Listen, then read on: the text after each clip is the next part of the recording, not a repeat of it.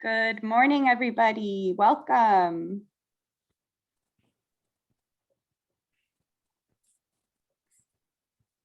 Thank you so much for being here, everybody. We're going to let folks flood into the virtual room.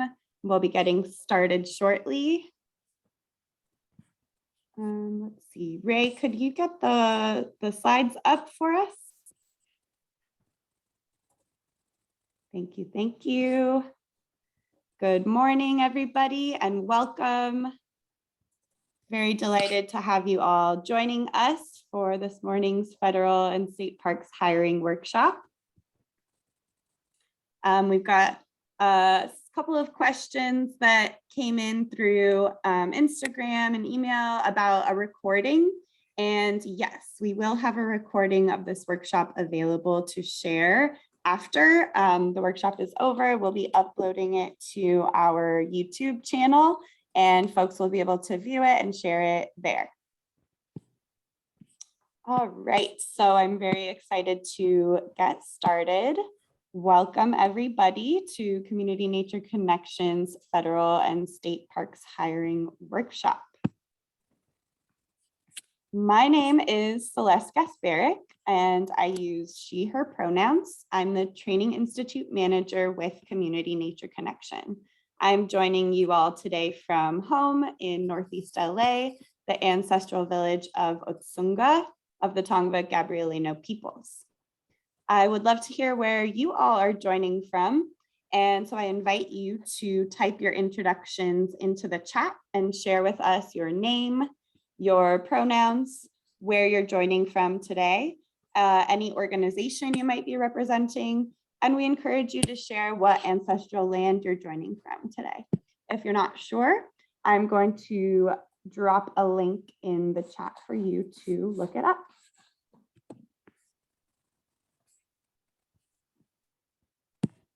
And I'm very excited to have everybody here today. Let me pop that link in the chat. And excited to see where everybody's joining from. So a little bit of housekeeping. There is closed captioning available for this training, which I'm going to start right now. And so if anybody would like to see the closed captioning, you'll be able to view that by clicking on the CC button at the bottom bar on your screen. Alrighty. So welcome everybody. For those just joining, this is Community Nature Connections Federal and State Parks Hiring Workshop. And go ahead and share with us where you're joining from today. We're going to begin by acknowledging the land on which Community Nature Connection operates as the ancestral lands and home of the Tongva, Gabrielino, Tatavia, and Chumash peoples. We recognize their continuing connection to land, waters, and culture, and pay our respects to their elders, past, present, and emerging. CNC strives to create partnerships and collaborate with local tribes to expand equitable outdoor programming to all. If you're not familiar with our organization, CNC is a nonprofit, community-based organization that serves the Los Angeles area. Our mission is to increase access to the outdoors for communities impacted by racial, socioeconomic, and disability injustices by eliminating existing barriers through advocacy, community-centered programming, and workforce development. And today you're joining us as part of our Training Institute program. The Training Institute provides training and workforce development opportunities that aim to increase knowledge and skills and representation in the outdoor field. So thank you for being here. So before we get into it, I just want to let folks know that we are going to have a Q&A session at the end of the webinar. For the last 30 minutes or so, we've set aside for participant questions. So we invite you to type your questions into the Q&A box as they arise. The chat box, the questions can get a little bit lost in there if there's a lot of chat going on. So if you enter your questions as they come up into the Q&A box, we'll be able to track them. And then you should be able to see each other's questions, and you can upvote them and comment on them. If somebody asks a question that you also have, you can like it, and then that'll have us answer it higher in the queue. So that's a little fun way for us to all engage. And then one last thing to note is today our panelists will be sharing a wealth of knowledge and information, and a lot of resources will be thrown up on the screen for you all to take a look at. But don't feel like you need to be taking crazy notes or keeping track of every single resource shared, because we will be sending out a handout following this webinar workshop that lists all of the resources that were shared by panelists, so that you have something tangible and you can follow up. So without further ado, I am very honored to have today's panelists joining us. From the National Park Service, we have Antonio Solorio, we have a CNC staff member, Bre Brown, and joining us from California State Parks, we have Bushra Malik and Helen Bowick. So let's take it away and hear from some of our panelists. We'll have them introduce themselves.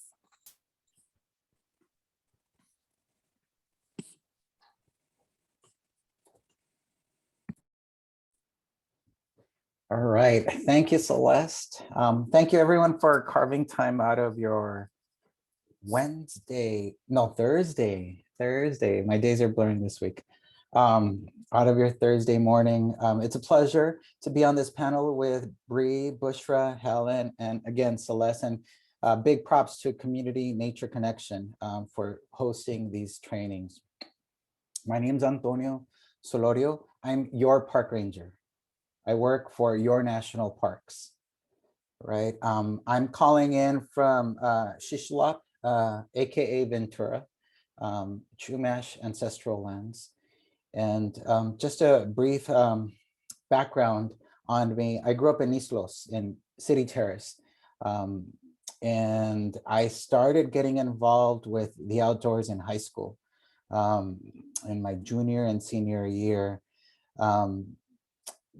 It was this program called Conservation Career Development Program. And it was put on through the Student Conservation Association, a great national organization that gives a lot of folks opportunities to enter into the outdoor spaces and seek a career and work experience. So that was kind of my entry point.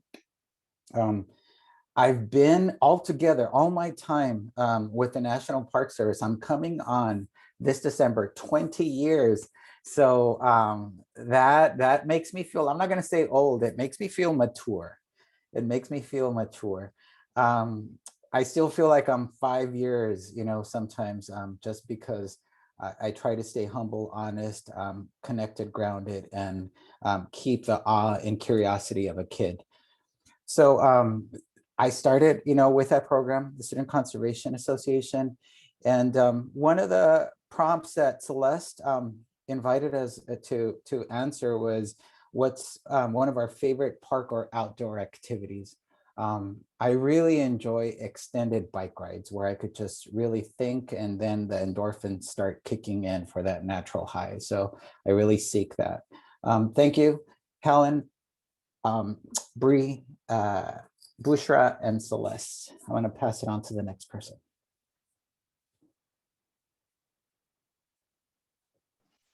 All right, good morning, everybody. My name is Bre Brown. I use she, her pronouns. I'm coming to you today from LA, so ancestral Tongva land.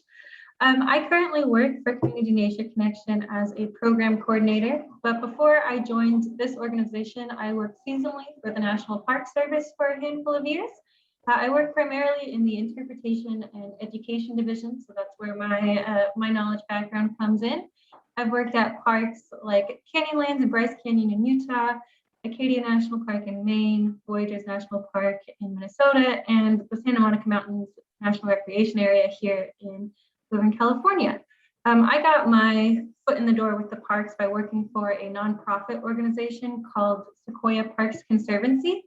I was giving interpretive programs all throughout Sequoia National Park. And so this job really gave me the training and the skills I needed to join the Park Service. But probably even more important, I was working and living alongside people who already worked for the Park Service, and they were kind of able to show me how to write a resume and how and when to apply to jobs. And that's really what I needed to get my foot in the door to get a job with the Park Service the following summer. So I'm hoping that today we'll get to do a little bit to help you all figure out how to get into the Park Service the way that I had friends show me how to do that a few years ago. Yes, thank you all so much for having me. I'm so excited to be here. I can pass it on to the next person.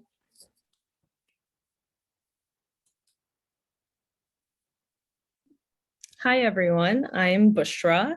I am currently a community engagement analyst at Los Angeles State Historic Park. It's kind of a mouthful. I can let you all read the slide for a little more information on what that means, but here at LA State Historic Park, the staff wears many hats, me included. So a little bit of everything. As far as my background, I majored in sociology in college. I loved it. I became really interested in the outdoor equity space and why a lot of folks of color aren't seen in the outdoors, and especially women of color. So that's kind of how I got really interested in exploring the outdoor equity space. I joined NatureBridge as an environmental science educator for a hot minute in Yosemite National Park. And it was an amazing experience. And I essentially from there wanted to take the next step and, do work in the parks world. And how I gained entry to the parks world was actually through a lot of research and a lot of persistence. I didn't have folks in my network who had worked with parks.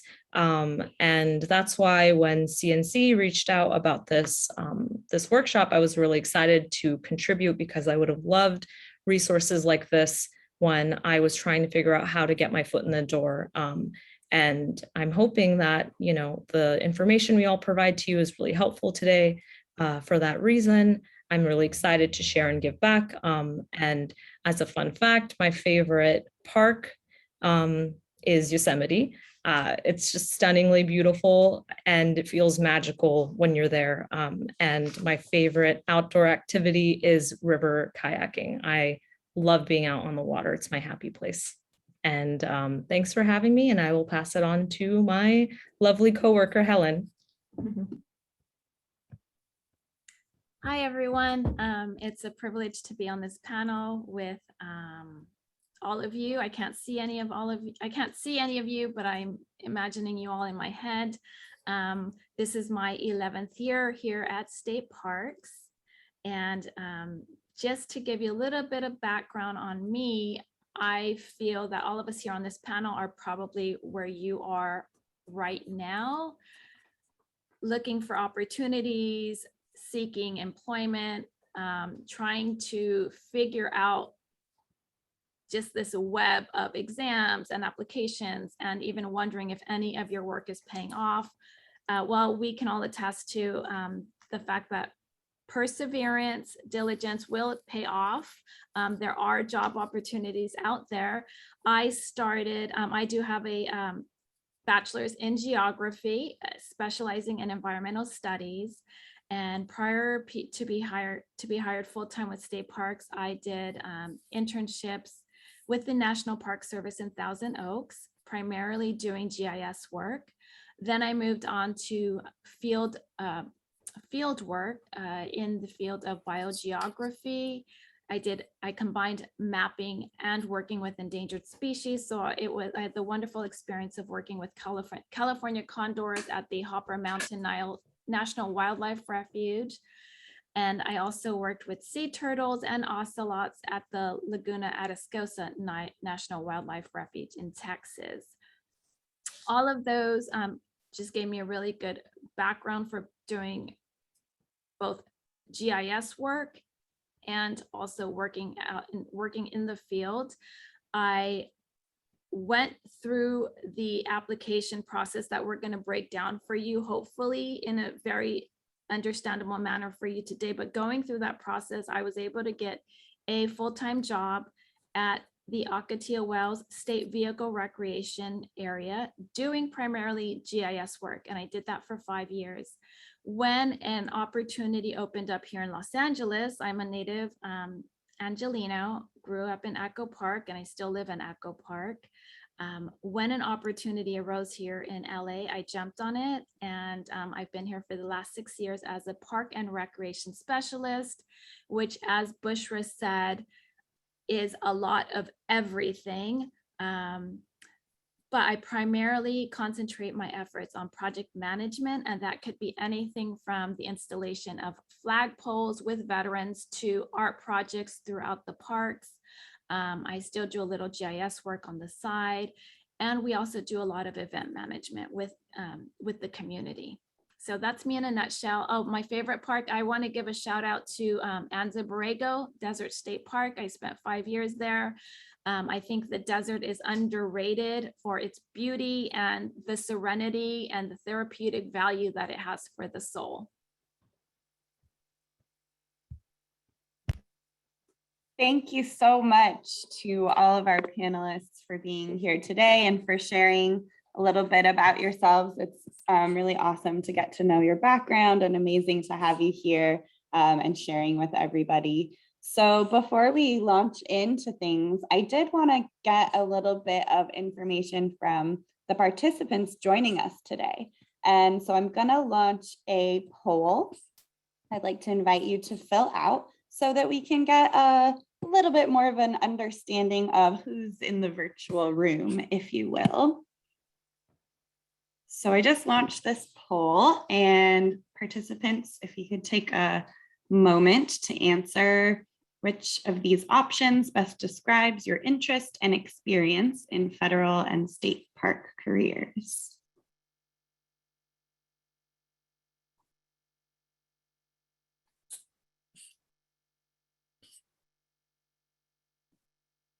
Awesome. All right.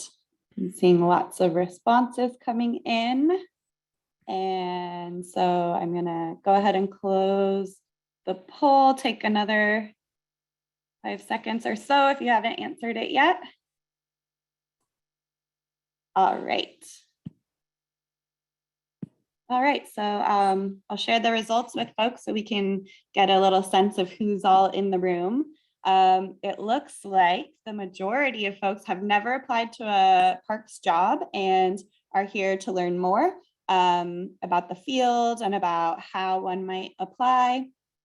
We have another second largest group of folks have applied to one or more parks jobs before, but haven't held a job. And we have a couple folks who have held one in the past and are looking to advance their career. And then about 9% of us are currently employed by federal or state parks. So welcome everybody. It's really cool to see where you all are coming from today. So thanks for sharing that.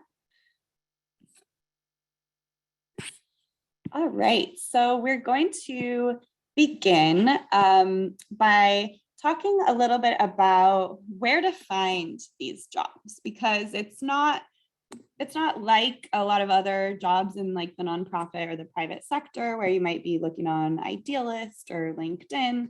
And so we want to hear a little bit more about where folks should be looking for these jobs. I'd like to invite Antonio to speak first about where to find federal parks jobs. Great. Thanks, Celeste. So, hey, y'all, I'm gonna screen share and show you where you want to go on the internet. Can you see that, Celeste? Okay, good. Wonderful. So this is where you go on the internet. You go to usajobs.gov.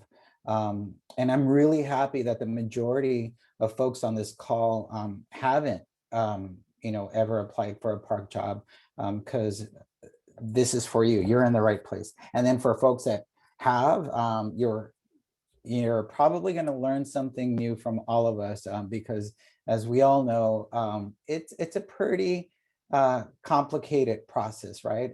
It's a federal government and the state, government. So by nature, when we say government, we know it's bureaucratic. However, we need you, right? I heard words around equity, right? And we need to better represent our communities. And that means people on the job that represent the communities that we want to engage. And so if you go to usajobs.gov, it's become a whole lot user-friendly, y'all. It's in a sweet spot now. You actually could start just searching. I'm going to do a demonstration of how you do a job search. And so let's say, hey, I'm a naturalist, right? I like talking to people. I want to look for an interpreter job. You're interested in being an interpreter or a naturalist. So look there's a program specialist that pops up at BLM, Bureau of Land Management. And this is a program specialist, right? And so you could start fine tuning your search. So, well, I don't want to go all the way to, okay, this is in DC. Maybe you do want to go, oh, this is actually an attorney advisor. But as an interpreter, this is negotiable. Okay, so, okay, you could negotiate here. But we're going to get into this a little bit later. This is a pretty higher end position. This is a supervisory position.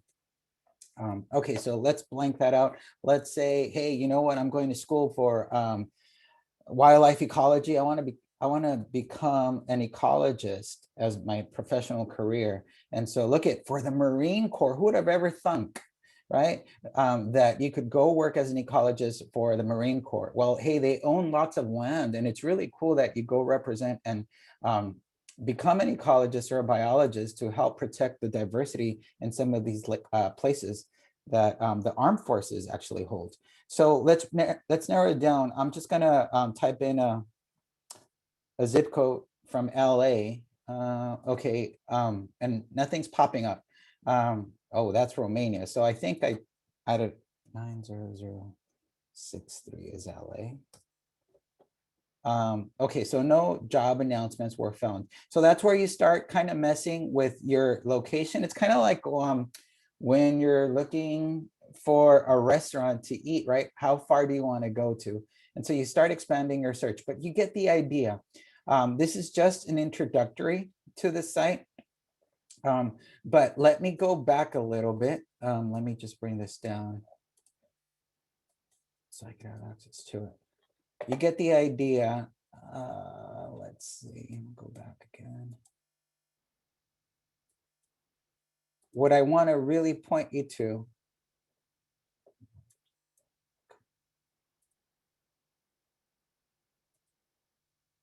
here we go. Okay, so the main website is some of these tabs, and we're going to get into it a little bit more.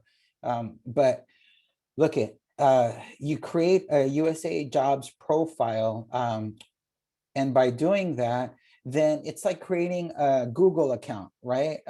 Or whatever platform you use. You create your own account, and there's really good benefits to doing that. Because then you sign on, and then you could save your job searches of what you've done in the past.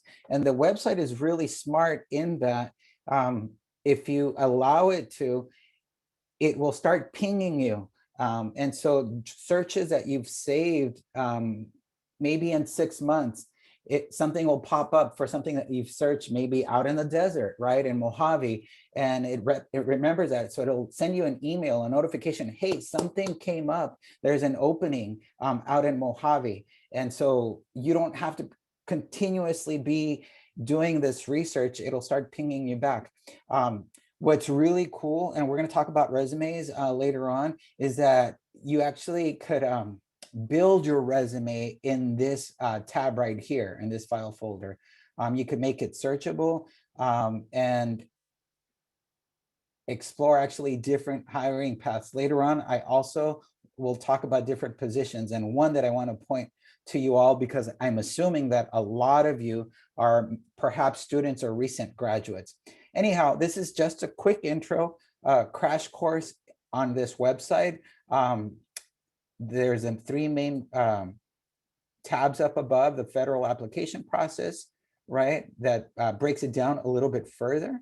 And then there's also this tab to explore opportunities. Hey, you know, I'm doing math, right? I'm doing civil engineering. And so you could start clicking around to take you to different positions that may actually be relevant to these different courses of study. So I'm gonna leave it at that for now, and invite anyone else or Celeste to bring us back to where she wants to take us. And so give me a second. Thanks, Antonio. Thanks for that quick overview of the job site, and we are going to talk a lot more about that website. I wanted to ask if Bre at this time has anything else to add as far as any like tips or anything prospective applicants should know when they're navigating the USA Jobs website. I think Antonio did a really good job of introing it. I know we're going to talk a lot more about it and kind of get more into it as we go.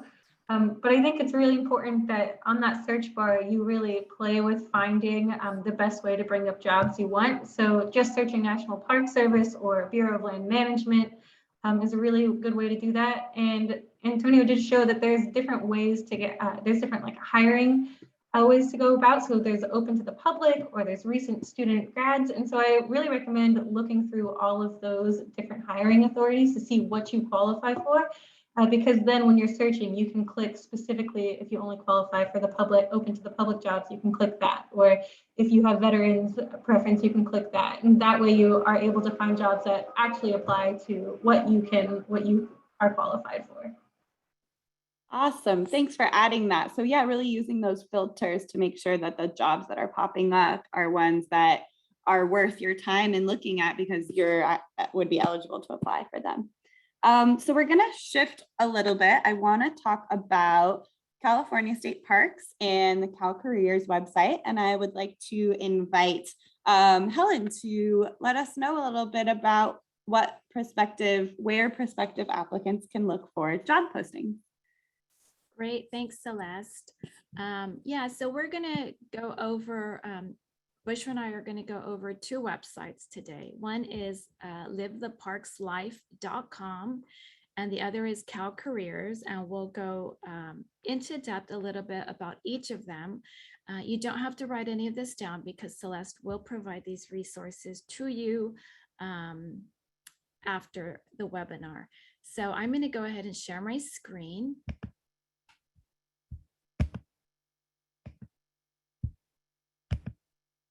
And what you're looking at here is the www.livetheparkslife.com site.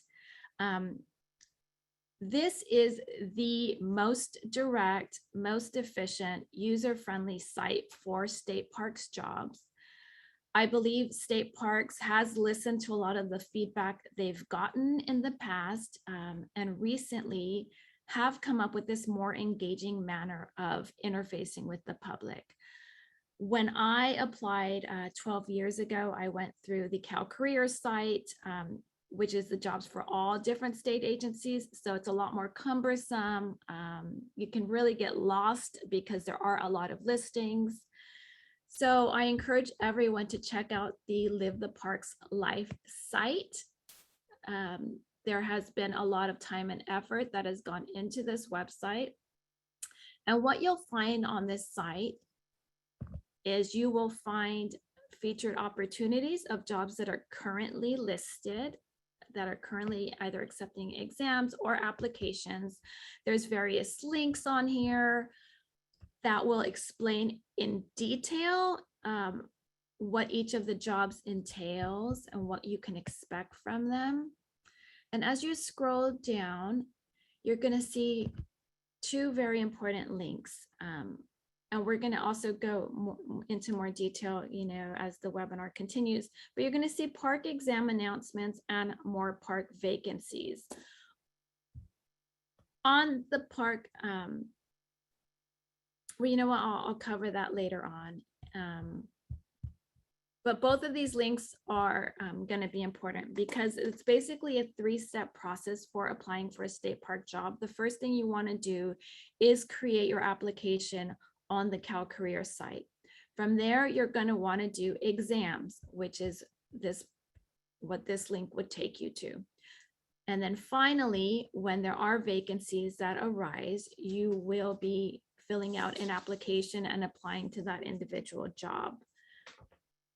For people that have already applied to state and federal jobs, you're already familiar with this process. If you're new to this process, this may begin to become a little confusing. So hopefully we can add more information to the process to help you. I know when I applied, I found the process to be very cumbersome. And I honestly think at the time I thought that the only reason why I got a job is because all the stars were perfectly aligned. Now looking back, I don't think it's necessarily that complicated, or it's not a magical process. It really is just simply a matter of creating your CalCareers account, taking the exam, and filling out the application. A lot of times this process does take, a year, years. So it isn't something that happens right away. However, it does happen, and you just have to be diligent and keep up with the process. So from this site, there's really cool videos, resources. And what I want to point out here is the Workforce Planning and Recruitment Office. In order to prep for this webinar, I wanted to make sure that I was giving everyone current information, links that worked. So I did reach out to our recruitment office, and I discovered that there is actually a wealth of information available for the public. Some of the things that the recruitment office will actually help you with is they will do one-on-one consultations. They will do an application resume review. They will also do just provide encouragement, up-to-date current encouragement. And I know that if I had known this was available when I applied, I would definitely have reached out to them. You can reach out to them at recruiting.parks.ca.gov. And then the final thing that I want to show you on this page is this link to join the Parks job mailing list. From here, you can actually be alerted to the different jobs that come up. There's even an option to go along with as a ride along if you're interested in becoming a park ranger. So I would encourage you to visit the site and reach out to the recruiting office. And now I will, I don't know if Bushra goes next or if it's back to Celeste. Thank you so much, Helen. Wow, that's amazing. That recruitment office exists. What an incredible resource for folks. You can, like Helen said, set a one-on-one meeting, get some advice on your resume. That's definitely a very cool resource to take note of. And then also that mailing list, thanks for sharing about that, because then you can really get the new jobs sent right to your inbox. Awesome. So Bushra, did you want to share a little bit about the other website, CalCareers? Yep, I would be happy to do that. Just give me 1 second to share my screen.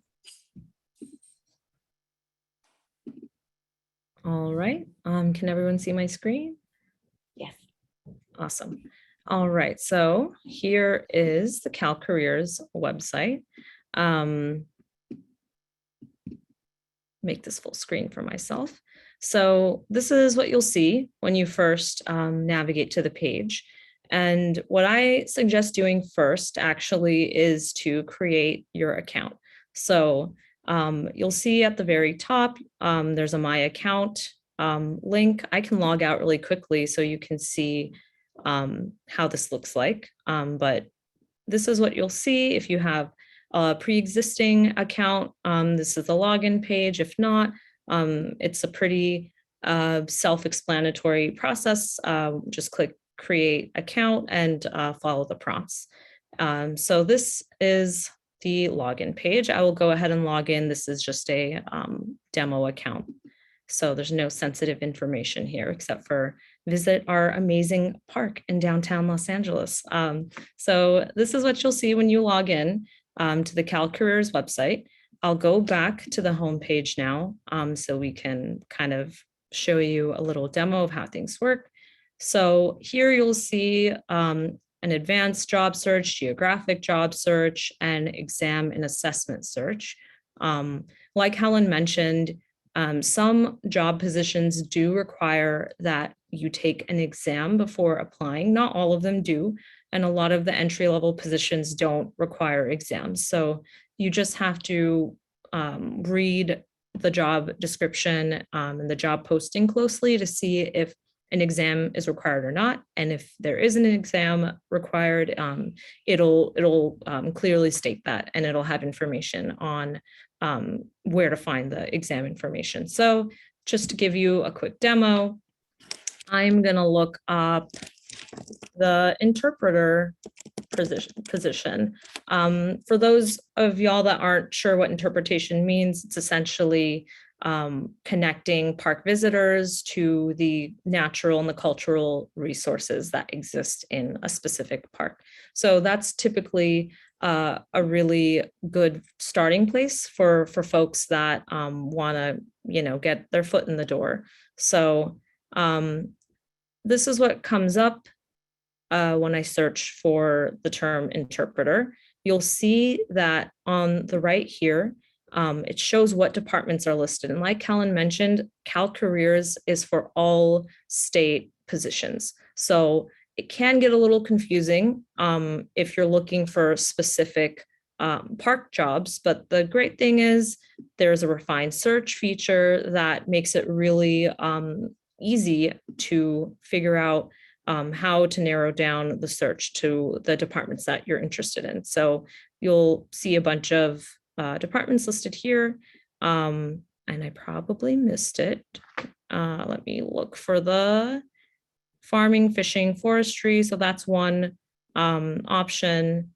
That was job categories. That's why I couldn't see Department of Parks and Recreation. So, this is just one easy example of like all the filters here that exist. So if you scroll down, let's find Parks and Recreation. And sometimes these are listed under the department key. Sometimes it's under the parks key.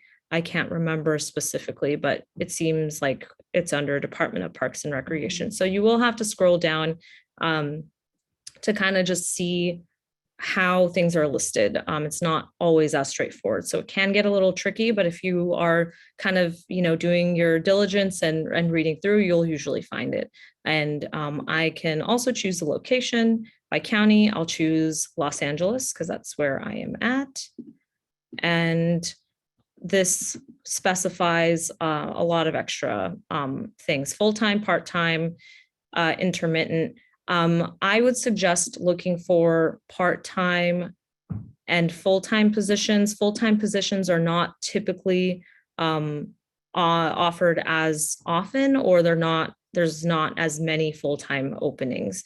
But if that's what you're interested in, you could definitely look for that. So I'm going to update results and see what comes up. So you'll see that under the Department of Parks and Recreation filter, this is what came up when I entered interpreter.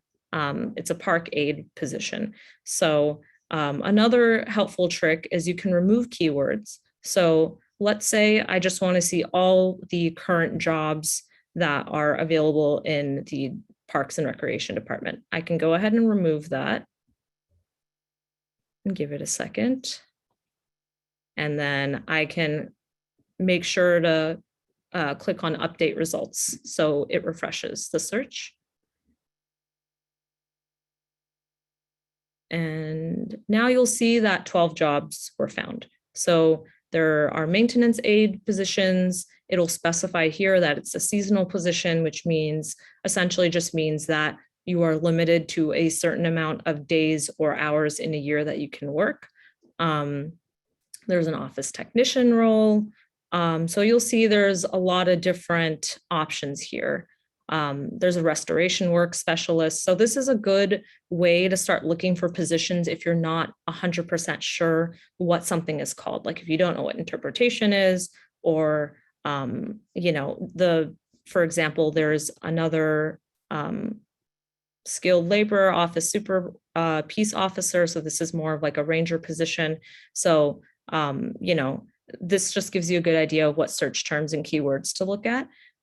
So I'll go back to the first page and show you really quickly how one of these job descriptions will look like. You'll see that you can save jobs in the upper right-hand corner. So this is why I actually suggest that folks create an account first thing, so that, you know, when you're able to log in, then you can actually go ahead and save a bunch of jobs, and you'll see there's little notifications that show that the save was successful. So let's look at one of these job postings really quickly.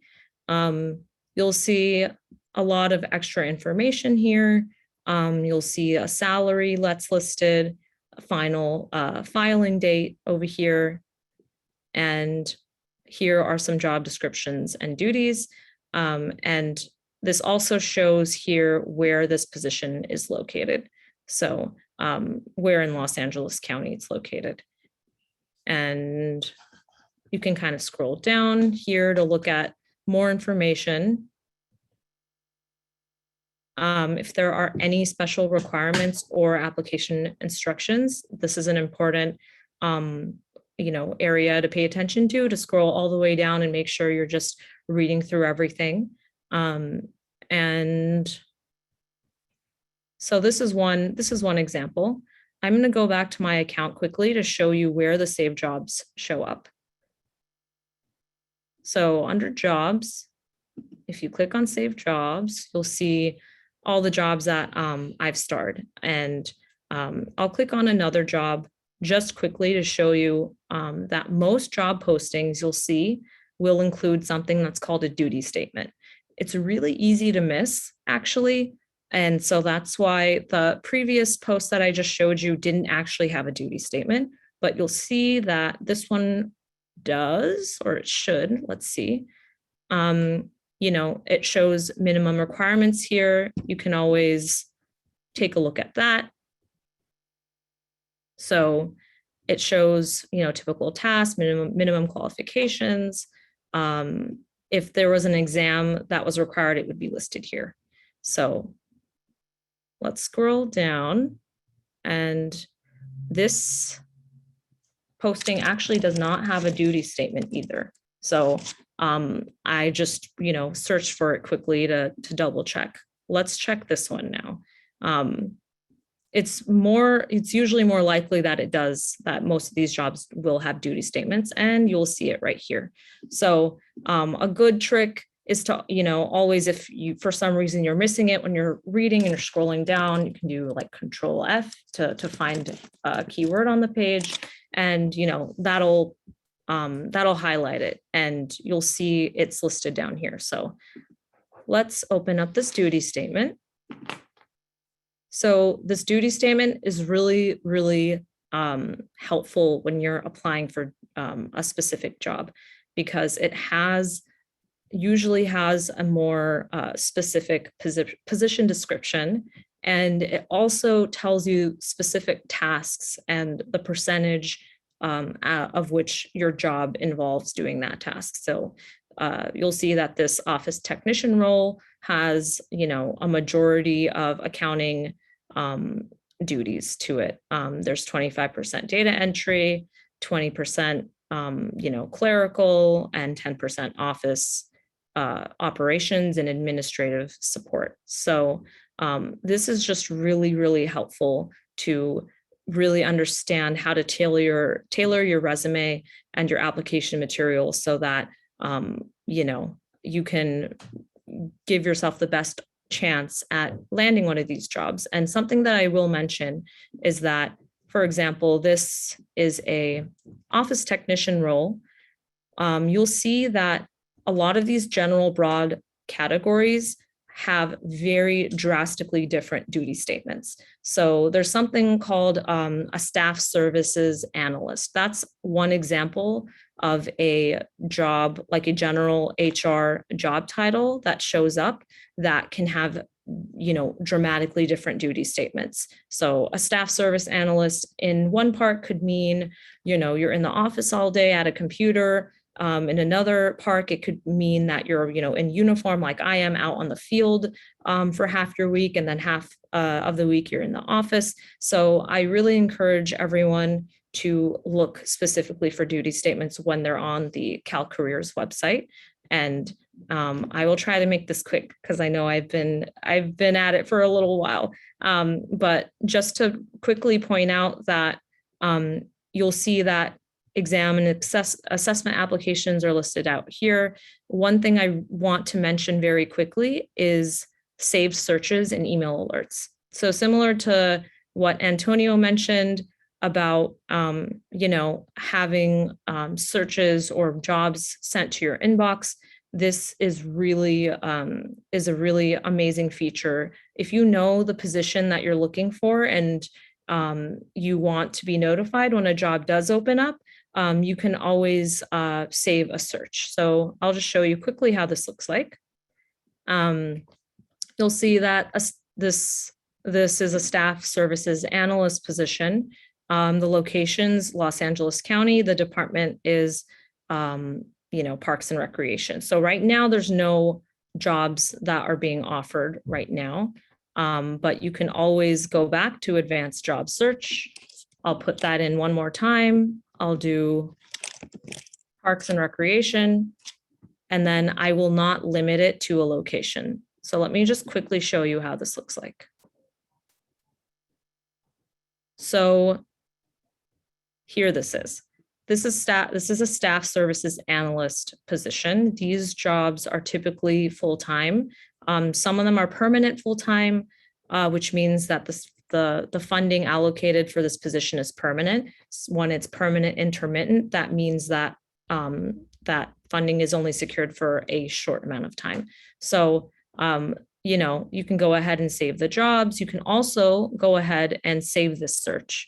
So this is a new search. If you wanted to save this, you would do it this way. You have to name this search. So I'm going to put general SSA. You can choose the frequency with which you get a notification. I can leave it at weekly, and then you have to click save search. So if you don't name the saved search, it won't actually show up here. And that took me some time to figure out. So that's why I just wanted to show you all, walk you through that process. And yeah, that's what I have on my end for the CalCareers site. And I will pass it back on to Celeste, but I see there's a raised hand. Yeah, that was great, Bushra. Thanks for walking us through that.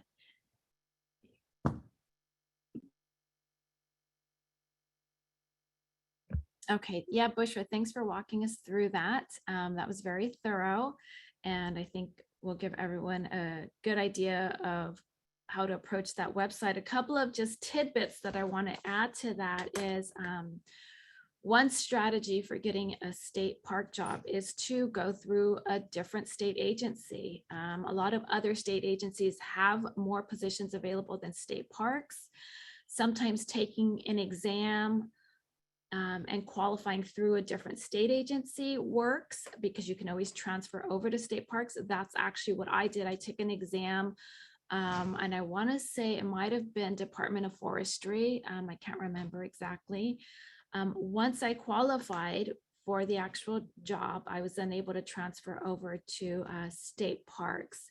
So that is also, that's one good strategy. Another thing I want to emphasize is, as Bushra stated and emphasized, it is really important to to study the job posting, if you will, open up all the links that are available, like really know what you're applying for and really take the time to tailor your skills, your resume to the actual job. Our recruiting office does have a process of matching words with words and looking for certain keywords that the job is calling out. So you really do want to take the time to do this so that you do stand out among all the applications that they receive.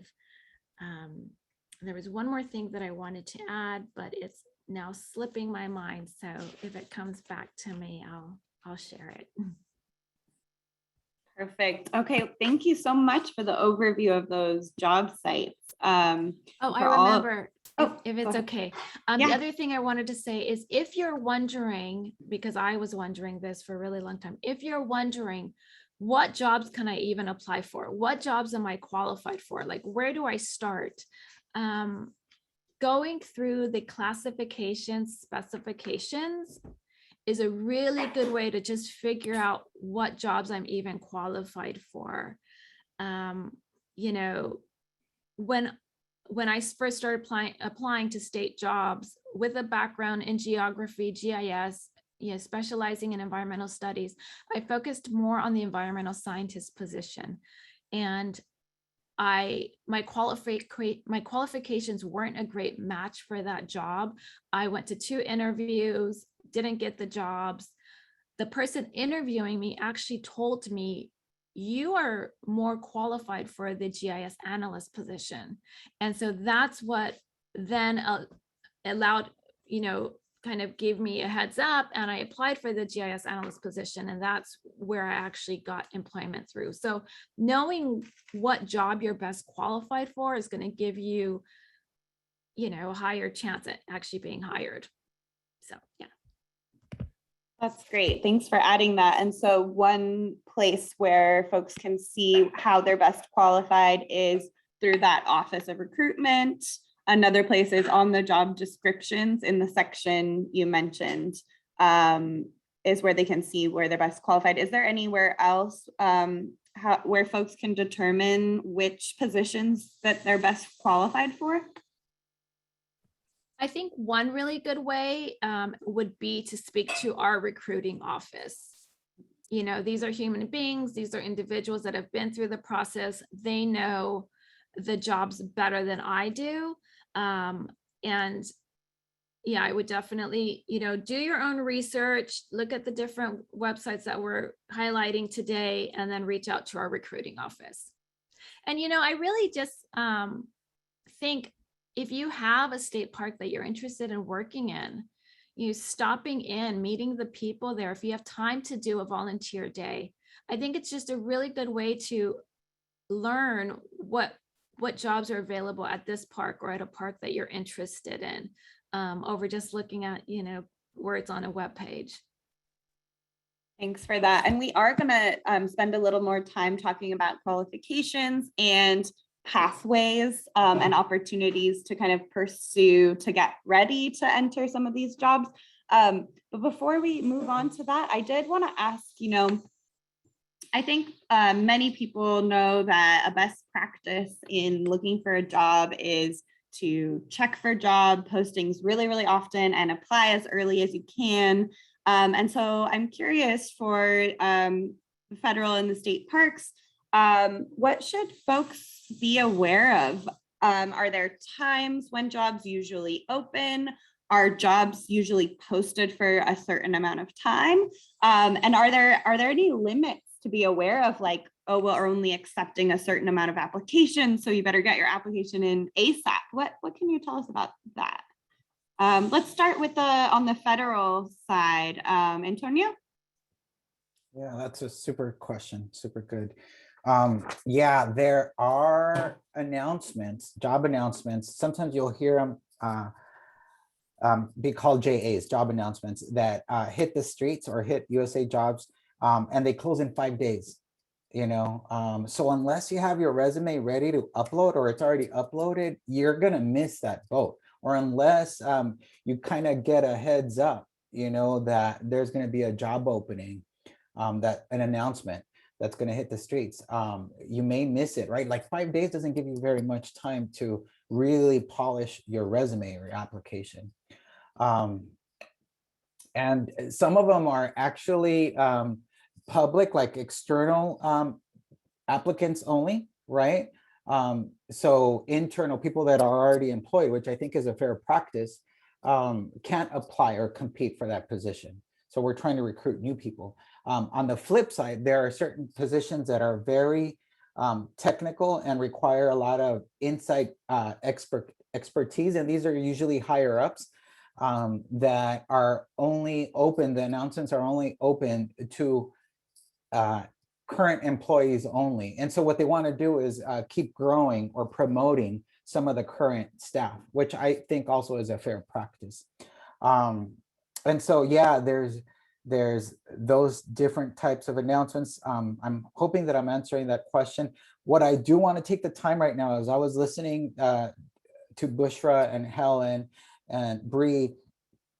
I think it's really important, and forgive me for the folks that already have a very clear understanding of this, but I think our goal is to hit the target of audience participants that this is new to them. And when I was way younger, someone would mention, you know, state parks, Forest Service, national parks, right? And I don't want to make the mistake or assumption that everybody understands the clear distinctions. And so Bushra and Helen are representing and work for California State Parks. That means they're employed by the state of California, and much love to state parks. I love state parks, right? Let's see, Bre, you're with CNC, right? Okay, cool. And she's worked for national parks, and I think she may have worked for state parks too, right? I'm not sure, I didn't catch that. So national parks, federal agency, right? The entire country. And so I just really wanted to delineate that difference. And so we're talking about, as you've noted, two different application processes. And I just wanted to invest that time. Thanks, Antonio. Yeah, there's a little bit of, you know, flip-flopping back and forth between the federal and state, and hopefully that's not confusing for people, but we just wanted to really represent all of these different kinds of parks related jobs that are available. And also just a reminder that you will be getting a very nicely organized resource guide at the end of this, so that you don't have to keep track of what applies to federal and what applies to state. And so, yeah, Bre, I was curious, do you have anything to add just about, you know, if folks should be aware about any timeline constrictions or limits to how many applications can be submitted? Yeah, so it's important to note that different kinds of jobs are getting posted on USA Jobs all throughout the year. And so it really depends on the type of job you're looking for. Most people, when you first join the Park Service or like federal jobs, you're looking at summer seasonal positions. Those are the easiest jobs to get. And so if you want to work a summer seasonal position, those jobs get posted on USA Jobs the prior fall, so October through December. So if you're looking for a job next summer, you should be applying right now, actually. A lot of them are going to start closing fairly soon. If you want a winter job, which are a lot harder to come by, those jobs are going to get posted mid to late summer. And then permanent positions, they'll open whenever they open up throughout the year. So there's no like specific timeline to be looking for them. Something important to note is that most jobs, not all, but most jobs on USA Jobs are getting posted Sunday night at midnight going into Monday. And so that's a good time to be looking for them, because like Antonio mentioned, most jobs have a 5-day limit that they're posted. But a lot of these popular jobs, especially seasonal jobs where everyone's trying to get their foot in the door, they also have an applicant limit on them. And these jobs will close once they hit the applicant limit. That being said, a lot of these more sought after jobs close within 24 hours of them getting posted, which is why it is so important that you are checking USA Jobs, but also you have that saved search feature, which I can show you all how to do in just a couple minutes. I think we have a question coming towards that, so that you know that you're never missing a job, because if you're just a day late, then you could miss out on a whole wave of opportunities. There is no limit to how many jobs you can apply to. Personally, what I was told when I was trying to get into the Park Service is to apply to as many things as you are qualified for, especially smaller parks like historic sites and things like that that may not get as many applicants. Because really you just need your foot in the door for the first season, and then it becomes easier to move to places that you want to go. There are some job postings that may be for an entire region. For instance, like all interpretive ranger positions for all of the Pacific region may get posted together. And on that job application itself, it may limit you to like picking 15 jobs out of the 40 parks listed. But with each separate announcement, you can apply to hundreds if you want to, and if you have the time to do so, there's no limit on that. As far as when to know when jobs are getting posted, on top of having those saved searches, normally it is released internally to the Park Service when summer seasonal jobs are getting posted. And so a tip is to try and join a Park Service Facebook page. A lot of times if you just say that you're trying to get into the Park Service, they'll let you in. And then each year, when they write up that schedule of when all the summer seasonal jobs will be posted, that schedule gets put in all of these Facebook pages. There's not one that exists for winter as far as I know, but it is really helpful to have it on the calendar to make sure that your resume is polished before the summer seasonal jobs start coming, because they come in huge waves typically. Yeah, I think that's my say on that.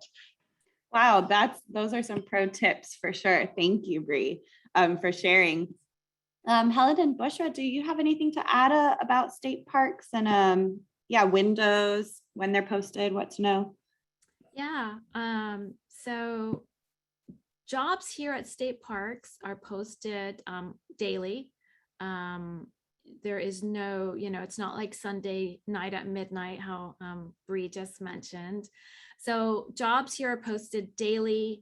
The length and time for which they're posted also varies. It is a minimum of a 10-day posting, and they can be posted up to a month, longer. I've seen listings that are indefinite. So for some of the more popular, widely used positions, the important thing to remember with state parks is that if you haven't taken the exam yet and a job comes up, you will not be able to apply for that job position. So the important thing to remember is to take as many exams as you are qualified for, interested in doing, and just be on exam lists. Some of these exam lists, the life of them is for 2 to 3 years. So it's not like you have to take them constantly, but it will increase your chances of getting employment.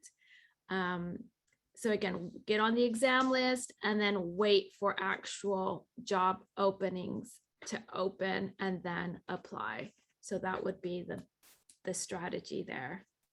So thank you for mentioning that. That's another great tip. And I wonder if you can talk a little bit more about the exams and assessments. What do folks need to know? What can you talk a little bit more about what the exam list is? What types of position, especially at the entry level, require these exams, and how can folks really get prepared by taking these exams to be able to then apply for the jobs? Yeah, so the exams vary by position. Some are online exams and they're multiple choice, and they might ask you questions like, in your past employment or in your background, how often have you created databases? And then you will have the option to answer, rarely, often, never. So some exams are multiple choice. The exam that I took as a GIS analyst, it was actually an interview in front of a panel of 3 people. So that was my exam. Once I was on the exam list, and I actually had an interview for the actual job. So exams and assessments will vary by position. And I think Bushra she might want to add to that. I don't know. Sure. I'll quickly add to that. What Helen said is great, and I think Helen's definitely an expert when it comes to that, because the exam specifications for me were one of the most confusing things when I first applied for state parks. And thank you so much, by the way, Antonio, for distinguishing between federal and state parks, because that's also something that until maybe you're, actually working in parks, it's really hard to kind of wrap your head around what that means. But as Antonio mentioned, like, USA Jobs is for federal positions, Cal Careers is for state positions. So that's just a good distinction to remember. But to answer the question about exams, I just want to quickly screen share again. I feel like I'm the screen sharing queen. But here, let me just show you really quickly an example. So I remember we walked through the title called Staff Services Analyst. That's a very general, classification. The job duties can look very different depending on the actual posting. But let's look at our saved jobs quickly. We'll find the Staff Services Analyst posting in San Luis Obispo County is right here. So let's go here really quickly to just show you a live example of where to look for the information for exams. Shouting out the duty statement right here again. And then let's see where the exam information is listed, and bear with me because I'm going to be looking for it live with you. And I hope my scrolling is not hurting anyone's head. All right, so I'm trying to see where the exam information is. What I would honestly do at this point would control find. So there's exam mentioned here, how to apply. So here this is, complete application packages, including your examination employment application. So I must have maybe missed it when I was scrolling. So let's go back. So here this is. This is the job application checklist. Let's open this quickly and I'll show you where you should see the exam information. So there's an employment application form, but it doesn't show the exam. It actually doesn't link to the exam. And so this is a really good example of being diligent and doing a lot of research would be one of my biggest, pieces of advice. There's actually no link to the exam here. So this can be really confusing. You'll notice if you look for the word exam, that exam results are required, but there's no information here, right? So let's go back home. And now let's look for the exam. So you'll see there's an exam search button right here. So let's look this up. Staff Services Analyst, search. We'll let that load. And this, this will be the same with any other job you look up. It might be honestly just a good practice to look up the title that you want to apply for in the exam search list, just in case there is one that you're not aware of. So you'll see that there are a few listed here. These two have the same name. So this is an important kind of distinction to keep in mind. I honestly don't know what LEAP is. So it doesn't, for me, I wouldn't click on it because, the position that we saw together just said Staff Services Analyst General. The difference between these two that I'm seeing is that the exam base here is open and right here it says promotional.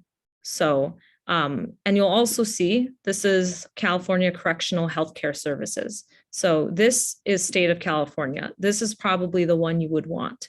So I would click on view exam posting here, scroll down. You'll see the monthly salary, who should apply. this is really helpful. Let's just look at this quickly. This is the classification description. It tells you all of the information you would want to know. This class is the entry through the first journey level.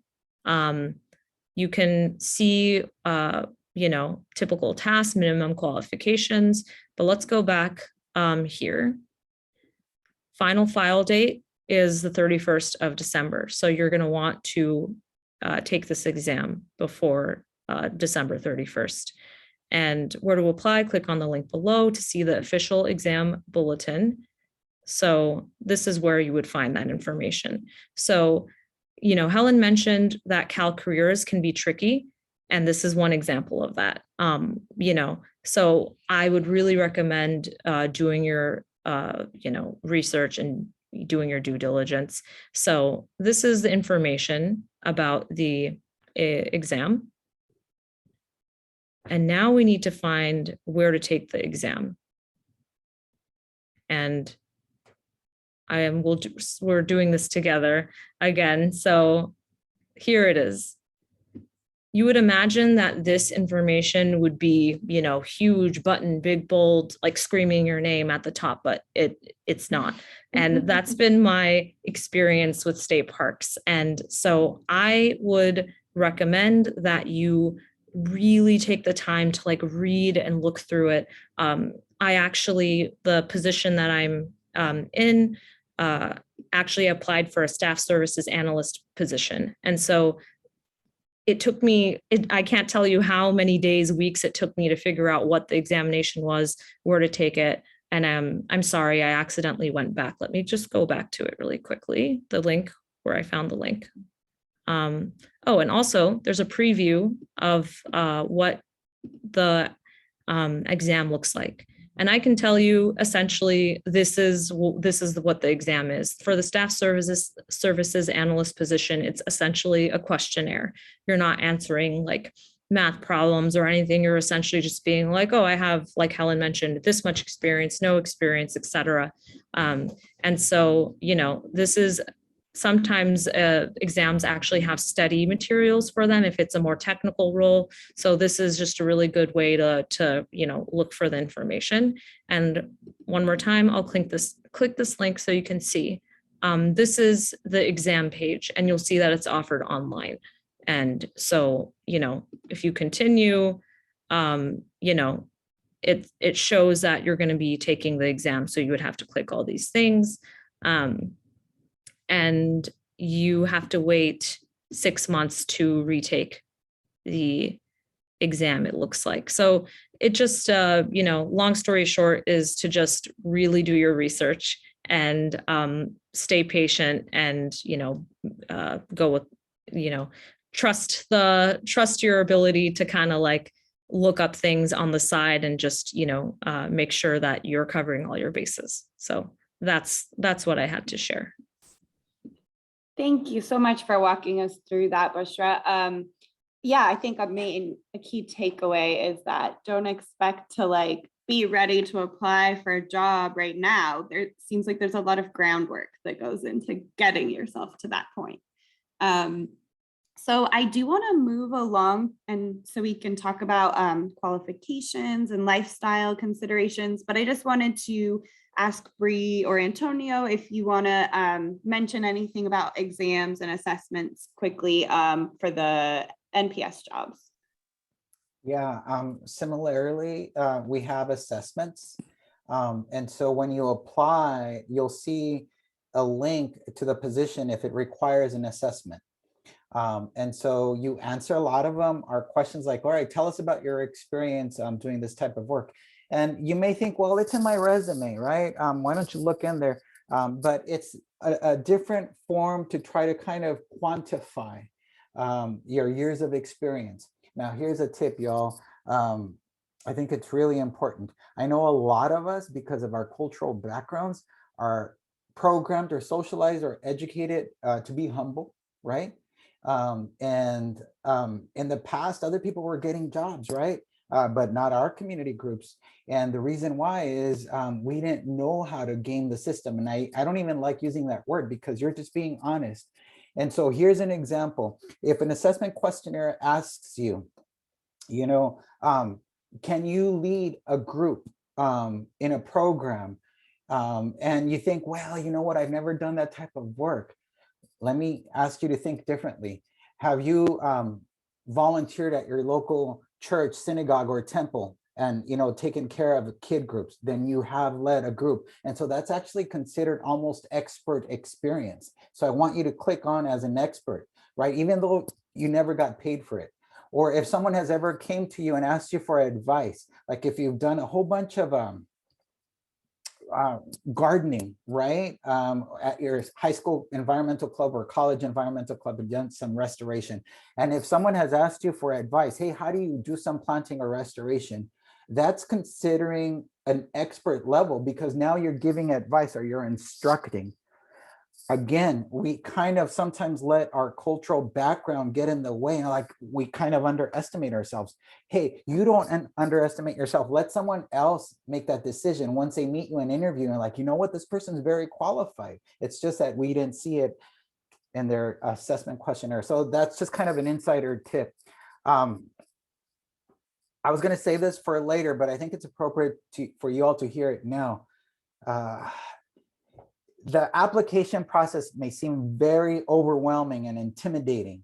Y'all could do it. If y'all are attending college, you've gone through that administrative process, right? If you've applied for a driver's license, right?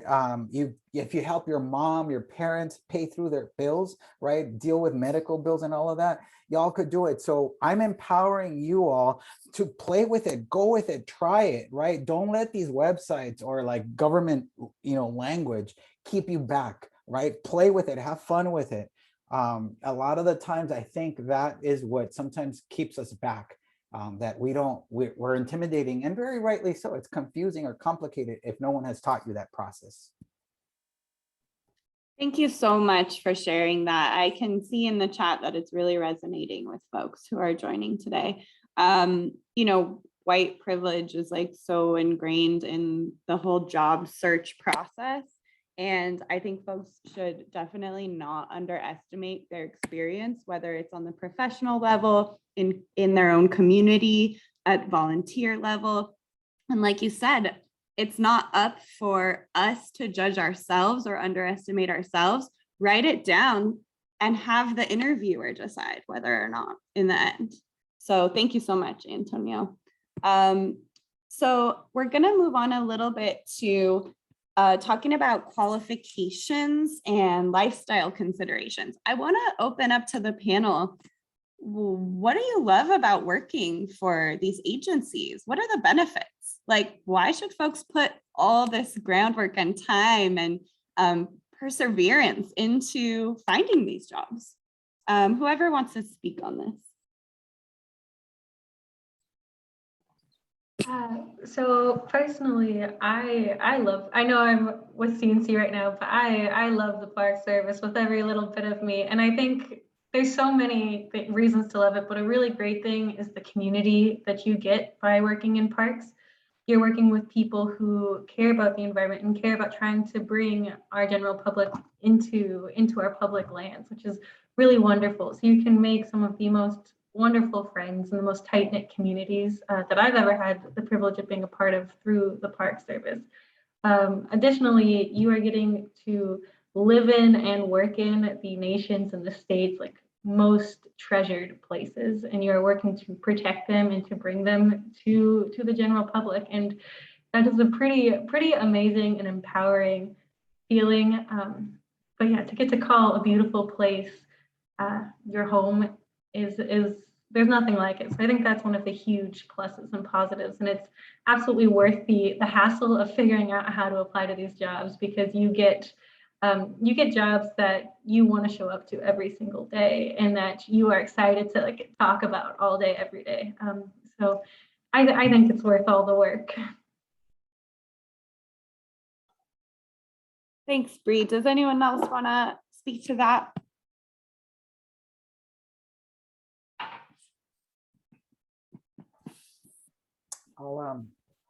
I'll add to that. Yeah, the lifestyles, I think if you're here, you're in the right spot, right? Because you're obviously interested. Um, and when I was showing y'all the usajobs.gov site, I missed sharing also, but you probably got a glimpse of it, that it's not just for park jobs, right? Hey, so you young cats out there that are studying science, this is where you could find jobs with NASA and JPL and usajobs.gov. This is where you could find jobs with the US Geological, Survey, USGS. And so with the US National Forest too, under the Department of Agriculture. And so it's this wealth of information about different career paths. And, I think I shared this, but I'm a kid from East Los Angeles, right? Working for the National Park Service. If I could do it, y'all could do it, right? And so dream it up. Sure, you're gonna have some struggles, right? Especially entering spaces that have historically not been so welcoming and, as a matter of fact, marginalized communities of color. But hey, you all could do it, and you could dream it up. You could live in these beautiful places that Bre mentioned, right? And represent and help other youngsters, right? See you as a relatable role model, and give of your heart. You're not going to get paid a whole lot, right? We don't work these jobs to get rich, but our values are different. We make enough and we're happy. And I think that's what really matters. And if, with your permission, Celeste, if I could actually screen share right now, I'm going to pull up a slide because this is really important, y'all. Let's see. Okay, can y'all see my screen? Can you see my screen, Celeste? No. Okay, one second. Let me try again.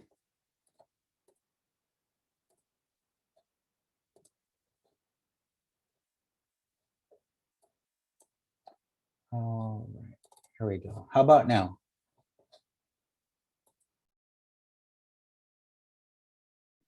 Yes, now we got it.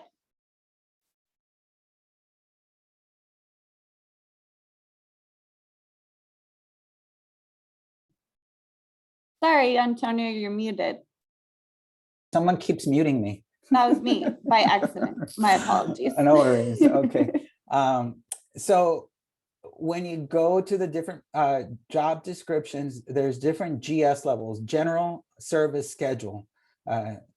And so you could start as a GS1, GS2, GS3, and these are usually, believe it or not, like if you're working on a high school diploma, GS2, GS3, usually to get a GS5, you have to have a college degree. And so this is an hourly rate, 1911.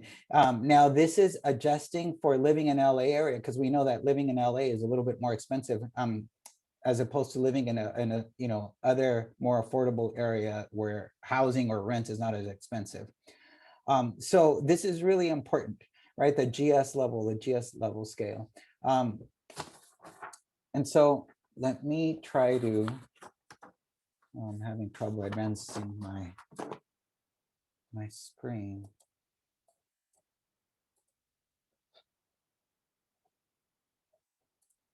And so just to give you some inspiration of places that you could work at, we have more than 400 national parks in our country, including Hawaii and Alaska and Puerto Rico, right? And so you could dream it up. National Park Service, Forest Service, right? I want you to come work for national parks, but hey, think of all these other agencies. And although I'm a park ranger and I want you to be a park ranger, if you're more along the lines of a social worker, right? Or a medic, you could get a job with a government. But for the National Park Service, you could work in more than 400 national parks in the country. And sometimes that is the better way to get into it, by taking a job position, a seasonal position in Idaho, right? Where it's not as maybe demanding or popular as like Yosemite or Yellowstone or the Grand Canyon. Everybody wants to work for those big parks. So consider that, be brave, right? And step out of your comfort zone. It is going to be very uncomfortable, culturally shocking, but why not? You could do it. And so I'll pause there for now. Thanks so much, Antonio. And going off that a little bit, as far as, kind of gaining entree into the parks And I'm thinking of folks who are maybe early career, maybe students or just graduated. Can you speak a little bit to pathways and what types of experiences folks should be seeking out in order to be qualified for these parks jobs? Do you want me to address some of that? Or Anybody, whoever wants to, open to the panel.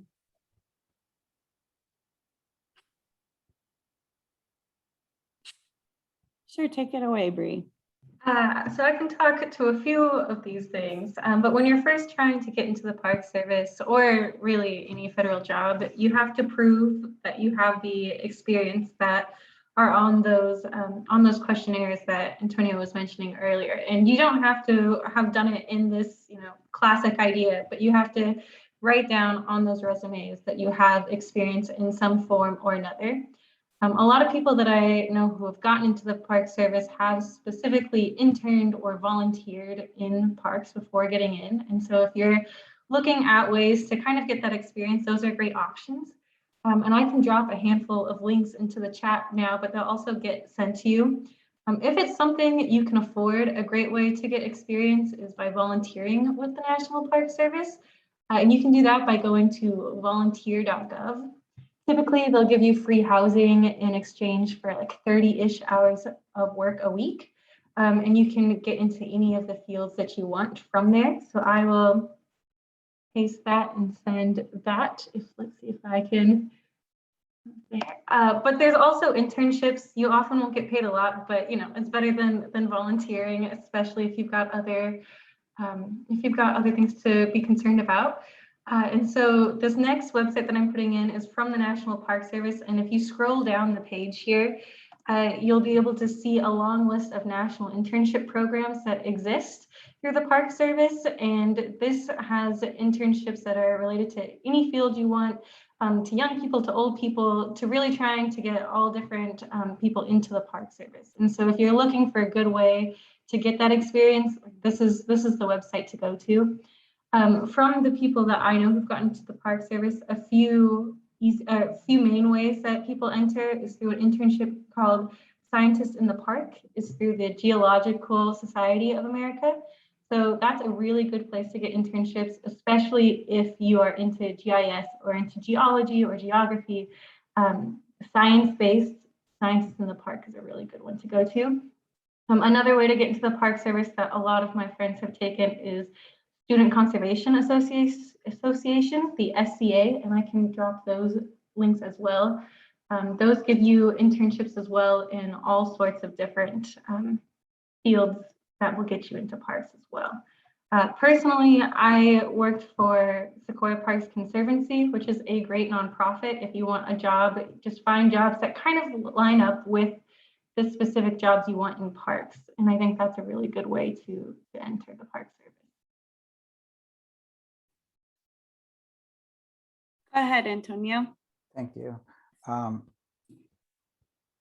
I'll try to be mindful so I could share the air, Bushra and Helen, but I think it's really important to acknowledge that there are these kind of traditional ways, right, that more privileged folks have had kind of that legacy. Oh, my pops was a park ranger, I was in the Girl Scouts, right? Hey, but what if our pops had to work, 8 days a week, 7 days a week, right? But you know what I mean. And I didn't have access or exposure to the Girl Scouts or the Boy Scouts, right? I didn't have access to national parks. I didn't grow up like that. And so what I want to acknowledge is that there's no just one way. You could follow this circuitous path, right? You could be, I just hired an art student that grew up through one of the programs that I managed.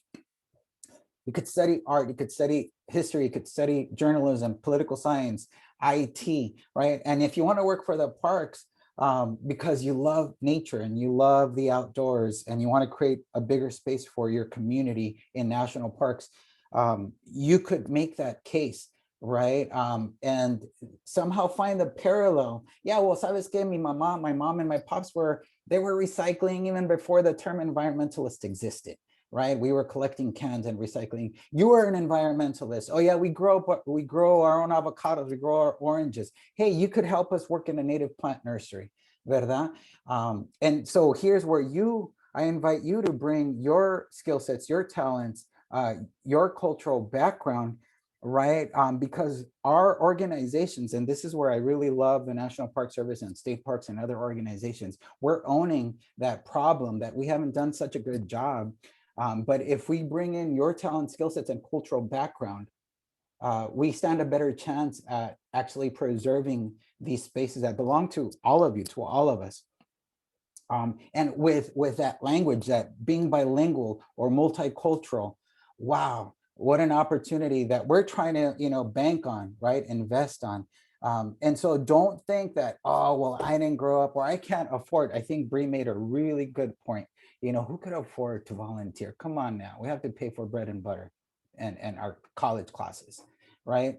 But find positions. There's great organizations, the Student Conservation Association, a CNC in the house, right? And through them, you get paid work, right? And then you kind of are building your skill sets to become, a Helen, become a Bushra, right?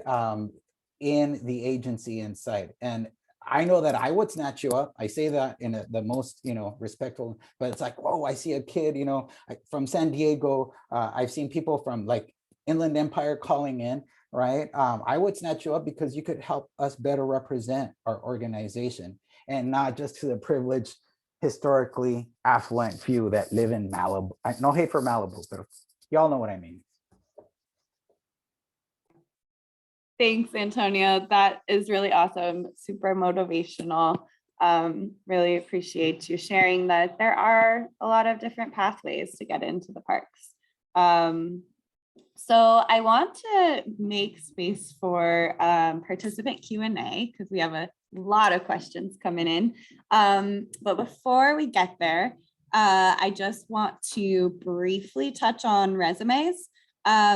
So while we talk a little bit about resumes, for all you participants out there, take a look at that Q&A box because there's a bunch of questions that you've all entered and some really good ones, and you can interact with it a little bit. You can upvote questions. So if that question's on your mind as well, give it a like, and that's going to help us determine which questions to address first, because I wish we had a couple more hours to chat, but we don't.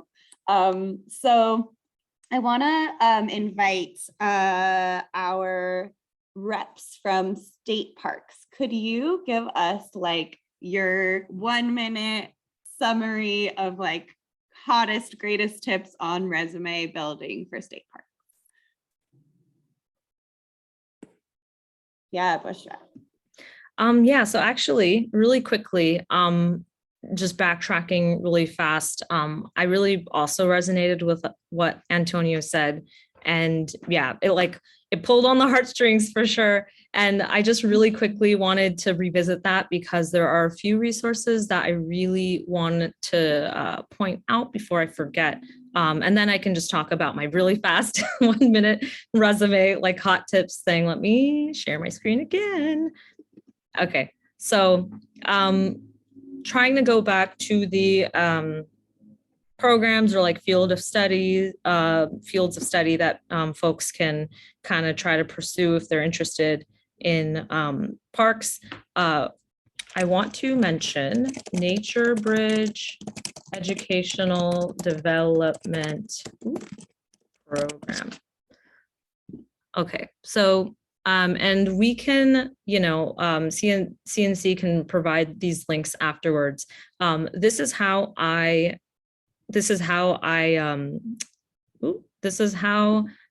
worked in Yosemite National Park for a summer. I got paid. It was a paid training program. I had, I was a tutor. I came right after graduating high school. I came back to high school to tutor high school students.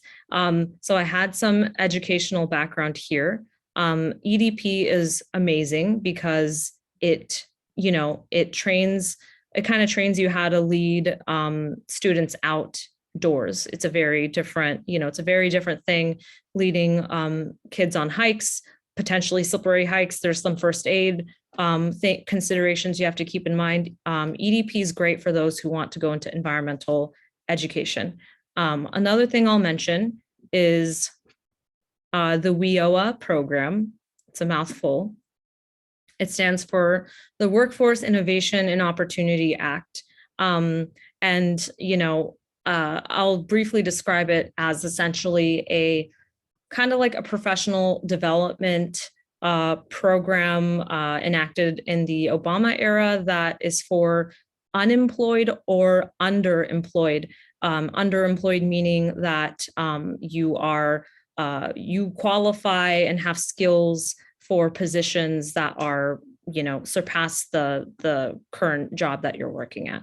So the long story short here is that just because you're not unemployed or you don't know if you're underemployed doesn't mean you disqualify for this program. So I would encourage everyone to look into this program. One way you can do this is by going to caljobs.ca.gov. And if you scroll down, it's another one of those government sites that is not made for 2021. But this is how you navigate to see what can be covered. You go to more career services, and then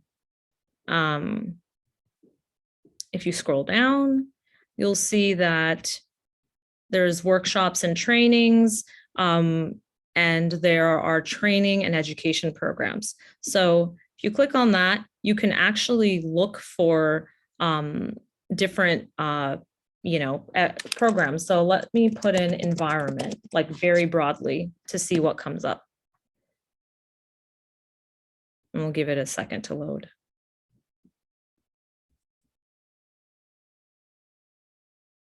There it goes. So you'll see that this is it's bringing up a lot of random things here, but you can essentially try to look for different search terms. So let's go back and look up forest. And I'm thinking of like forest services. That's just giving you insight as to how I'm coming up with these like keywords.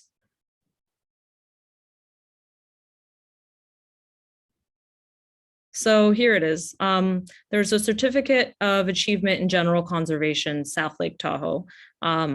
But there are a lot of different trainings and resources out there, forestry, natural resources. From here, I would suggest folks to look for these keywords. So, natural resources is one. Resources management is another. I actually, in my bio, it said that I'm doing a data science and database administration certificate. I got it funded through this program, the WIOA program. And it's been a game changer for me. I would love to be a data scientist for the Parks Service, or I want to research outdoor equity and use data science to do that. So this is just one of those situations where you don't have to think in the very traditional, like Antonio was saying, you don't have to think of a very traditional circumstance where, you're volunteering for free or you're doing a forestry certificate. I'm doing a data science certificate, but I'm applying it right now in my job with the parks. So the sky's the limit here. They even have like software engineering programs, like a ton of different stuff. So I would suggest, I would suggest looking up the WIOA program. I will send the links to CNC so you all can have that resource as well. But I just really quickly wanted to touch on those things as resources and pathways that can lead to, a solid certificate that says, hey, like I can do this thing and here's the proof. So that's my 2 cents on that. And then very quickly for the resume portion, what I would suggest is themuse.com. I have found to be one of the best, most reliable, credible websites for all of the advice, whether it's like preparing for an interview, formatting your resume, and State parks is a little different than federal in the sense that we don't have a very specific template that you need to follow. I know national parks can be very specific in specifying a lot of extra information. For state parks, you want to follow the conventional resume advice, which is like only one page, you know, and unless you're applying for a very senior level position and have like 15, 20 years of work experience, you want to keep your resume to one page. Don't list your references. You know, that's not necessary or required anymore. So themuse.com, I can just quickly type it in. And this is an amazing resource for finding, you know, different guides and resources, you know, interview questions here, whatnot. So that would be my resume advice very quickly, and I will pass it on to Helen. I think Bushra did a really good job, and so did Bre and Antonio, of covering all of that. So just so we have enough time for questions, I just want to emphasize one thing. I'm going to quickly share my screen. Second.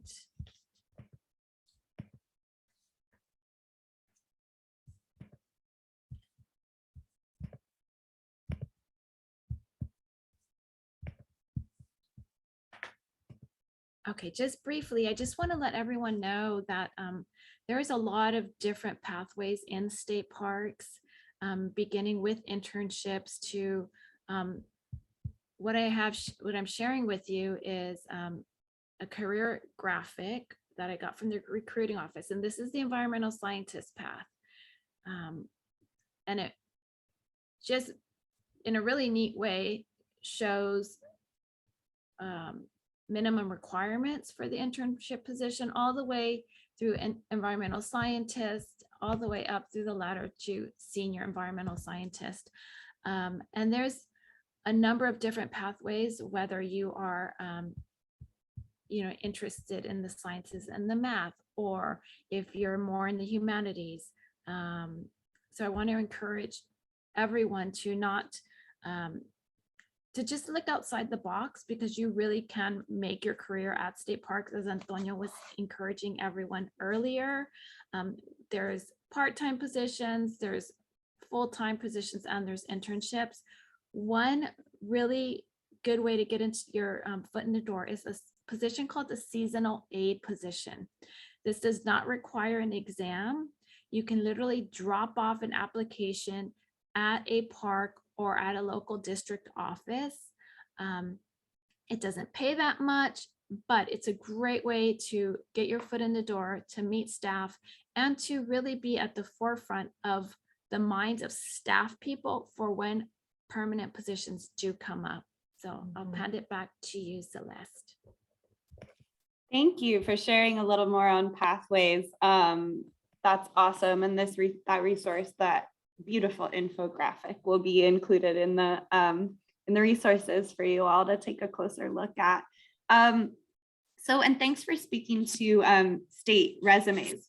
Sounds like there's nothing super particular to know. It's kind of like your basic resume that you would use to apply for a job in the private or the nonprofit sector. I know that is not the case for federal resumes. So if you would, whoever, Bre or Antonio, give us your hot tips in 60 seconds on federal resumes so we can get to some participant Q&A. Yeah, thank you. Bre, with your permission, I want to address this. I put on the chat that you're going to get some resources from Celeste and CNC.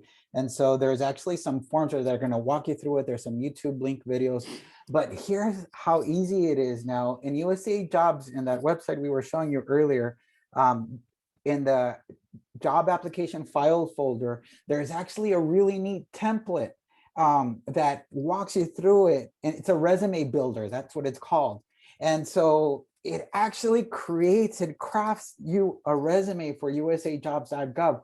So the format, you don't ever have to kind of figure out that mystery anymore. So look for that resume builder. That's my hot tip. And it's really an easy thing that formats it for you. All you have to do is kind of just type in, all right, I've lived at this address for 5 years, or this is my degree, or this is what I'm studying.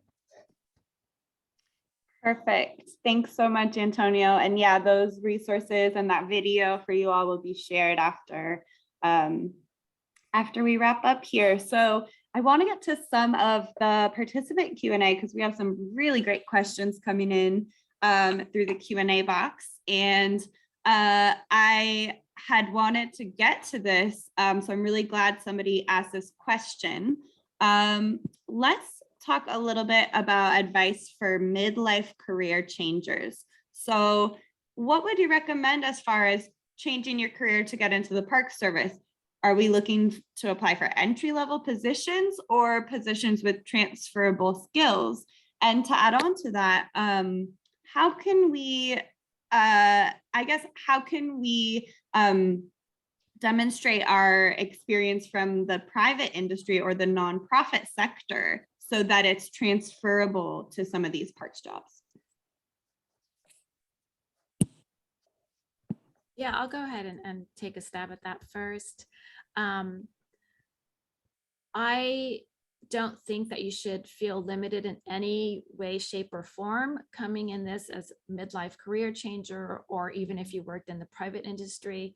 I think your skills will transfer over very well.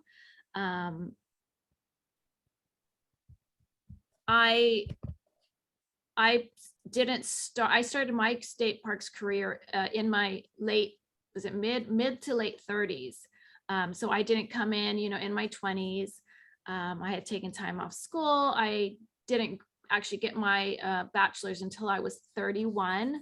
So I definitely did my share of, internships, nonprofits, got a lot of different experience, and really, just kind of would apply and see what was available. So I feel like, at my ripe old age now, I would just say follow whatever you're really passionate about. And I think that that's going to come through in where you search, your passion, your energy, where you apply for. But yeah, I don't think that a state parks current employee has any advantage over you if you're coming in fresh to state parks.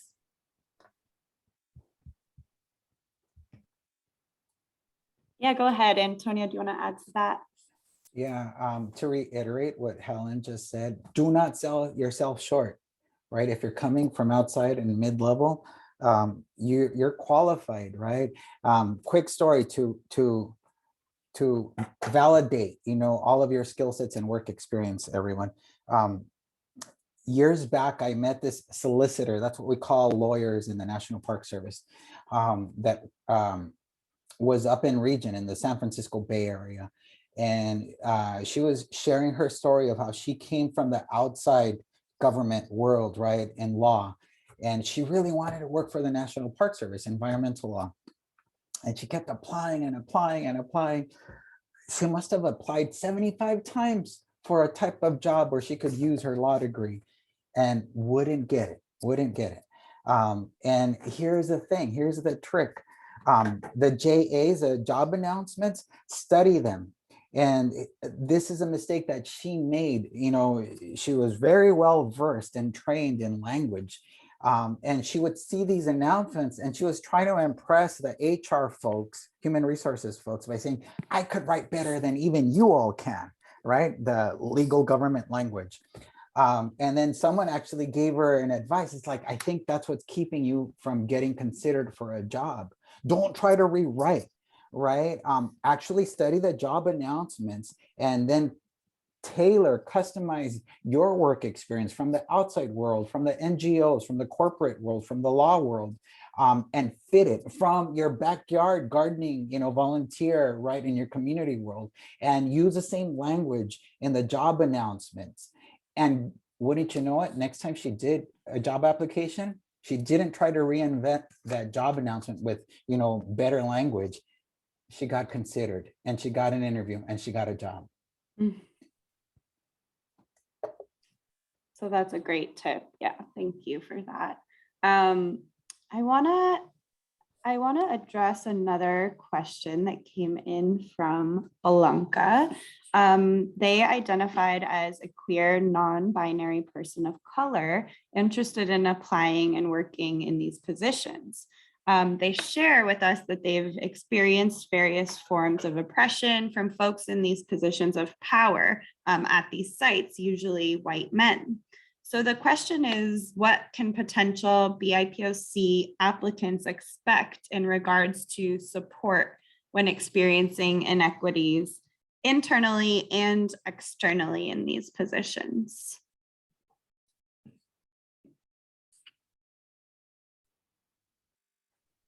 I'm sorry. I'm sorry that you experienced that. And it's true. It's a reality that exists. And I'll own it in our organization and every organization. And trying to find a place where you feel comfortable and accepted. And yesterday I was in a training so I could increase my knowledge. And so it's a very good question. It's a very difficult position. And so similarly to the research that we're asking y'all to do, like, hey, okay, is this a rural park? Is it a desert environment? Do I want to work in the redwood trees? I would also reach out to folks, or even if you're considered in the interview, right, that you ask those hard questions. You know, how welcoming, do you guys have a DEI committee, right? And ask those questions when it's your turn, like, well, do you have any questions for us? I really appreciate it. It's a hard question. Thank you for being brave and asking that. And I just want to point out that, you know, my experience at different parks has been that every park is its own unique entity. And the work environment, the staff at that individual park vary greatly from, you know, as Antonio says, if it's a rural park, if it's an urban park. And I think, you know, the world is what it is and people are what they are. And I think that a lot of that, you know, you will be able to feel out the parks that are going to be a good fit for you.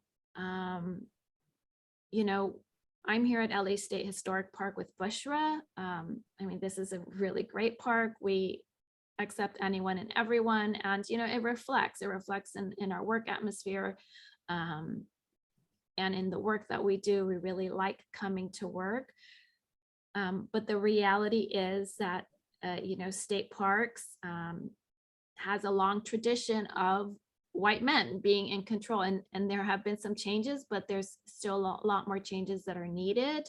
But yeah, it is a very brave question. Thank you for, you know, we hope that we provided some support, some good advice for you. Yeah, I would add to that, but so what Helen said by, you know, reiterating that every park's culture is very different, the leadership is very different, and it really depends on the park and the office that you're in. So you know, I agree that with what Antonio said, to just ask those hard questions and you know, do your research and figure out you know, what does this park look like? What does the culture look like? What is the work culture like? And try to see whatever is the best fit for you. And yeah, like Helen said, there's a lot of work still to be done, but I think at least one really, really good thing is that this has become a very national discussion, and people are aware that it is an issue that needs changing. And so I would just encourage you all to, you know, continue being brave and take care of yourself first. And don't, you know, if you have a gut feeling about something, if it's not feeling right, then, you know, you are the best judge of that, and you should always feel supported and not discriminated against. And, you know, it's unacceptable. So it's tough in these positions where, you know, like Helen said, historically, it's been a lot of white males in power, and, you know, a lot of discrimination does take place, but hopefully throughout the job application process, the interview process, you will be able to ask those questions and pick up on what the work environment is like at that specific park. Thanks. Thanks, Blanca, for submitting that question, and thank you all panelists for addressing it. I think going off of the culture and what can folks expect in terms of culture? I know a few of you mentioned that it really varies park to park. You know, it really varies based on who the team is, who's all working there. But we did have a question just about like visible tattoos and hair color, as certain things that are prohibited.